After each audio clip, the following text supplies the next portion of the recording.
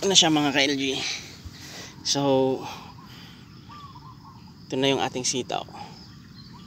Ang kalaban talaga natin is yung yan o, gapang, yung jet.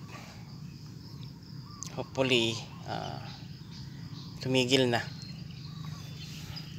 Sana nga, kasi maganda naman na itong talbos nito, ating sitaw.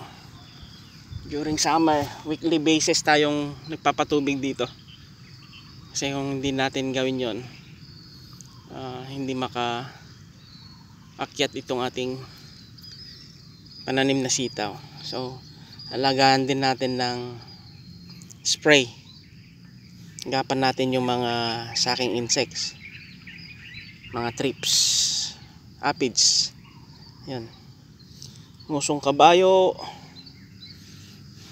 whitefly, yan,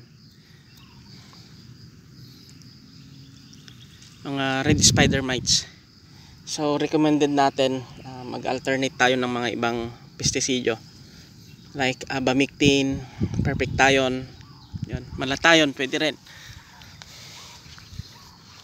Okay, then may organic din tayo. Happy farming.